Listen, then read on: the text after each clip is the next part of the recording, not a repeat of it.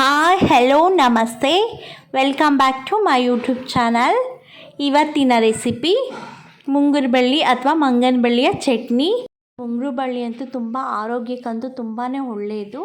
ಹಾಗೆಯೇ ಮೂಳೆಯಲ್ಲಿ ಏನಾದರೂ ಏಟಾಗಿರೋರಿಗೆ ಇದು ಒಳ್ಳೆಯ ಮದ್ದು ಅಂತಲೂ ಹೇಳ್ತಾರೆ.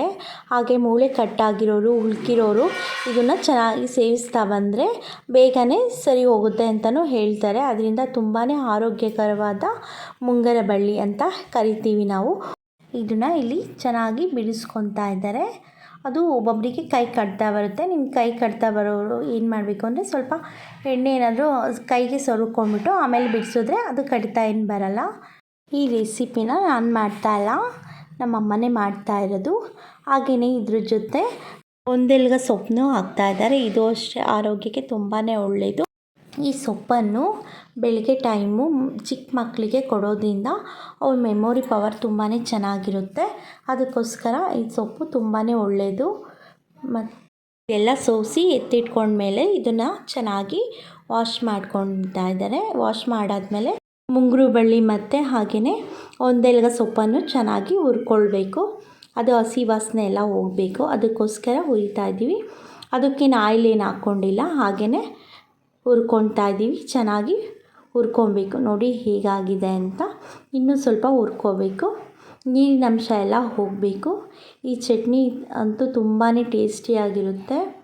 ಹಾಗೆಯೇ ಎಲ್ಲರೂ ಇಷ್ಟಪಟ್ಟು ತಿಂತಾರೆ. ಆರೋಗ್ಯಕ್ಕೂ ಅಷ್ಟೇ ತುಂಬಾ ಒಳ್ಳೆಯದು. ಈ ಥರ ನೀವೊಂದ್ಸಲ ಟ್ರೈ ಮಾಡಿ. ಹಾಗೆಯೇ ಇನ್ನೂ ಸ್ವಲ್ಪ ಹುರ್ಕೊತಾ ಇದ್ದೀವಿ. ಸ್ವಲ್ಪ ಚೆನ್ನಾಗಿ ಹುರ್ಕೊಳ್ಳೋಣ, ಫುಲ್ಲು ಡ್ರೈ ಆಗಬೇಕು. ನೋಡಿ ಇಷ್ಟಾಗಿದೆ ಸಾಕು. ಇದು ತಣ್ಣಗಾಗಲಿ. ಅಷ್ಟೊತ್ತಿಗೆ ಚಟ್ನಿಗೆ ಏನೇನು ಬೇಕು ನೋಡೋಣ ಬನ್ನಿ. ಕೊತ್ತಂಬರಿ ಸೊಪ್ಪು ತೊಗೊಂಡಿದ್ದೀವಿ, ಕಡಲೆಬೇಳೆ ಮತ್ತು ಒಣಮೆಣ್ಸಿನ್ಕಾಯಿ ಎಲ್ಲ ಹುರ್ಕೊಂಡು ಎತ್ತಿಟ್ಟಿದ್ದೀವಿ. ಸ್ವಲ್ಪ ಕರಿಬೇವನ್ನು ಹುರಿದಿದ್ದೀವಿ. ಇದೆಲ್ಲ ಮಿಕ್ಸಿ ಜಾರ್ಗೆ ಹಾಕ್ಕೊಂಡಿದ್ದಾರೆ. ಹಾಗೆಯೇ ರುಚಿಗೆ ತಕ್ಕಷ್ಟು ಉಪ್ಪು, ಹಾಗೆಯೇ ಸ್ವಲ್ಪ ಹುಣಸೆಹಣ್ಣು ಮತ್ತು ಹುರಿದಿಟ್ಟಿರೋ ಅಂಥ ಮುಂಗರ ಬಳ್ಳಿ ಮತ್ತು ಒಂದೆಲ್ಗ ಸೊಪ್ಪನ್ನು ಹಾಕ್ಕೊಂಡಿದ್ದಾರೆ. ಇವಾಗ ಅದಕ್ಕೆ ಸ್ವಲ್ಪ ಕಾಯಿನೂ ಹಾಕ್ಕೊಬೇಕು. ಅದನ್ನು ಅಷ್ಟೇ ಹಾಕ್ಕೊಂಡು ಇವಾಗ ನುಣ್ಣಗೆ ರುಬ್ಕೊಳ್ಳೋಣ.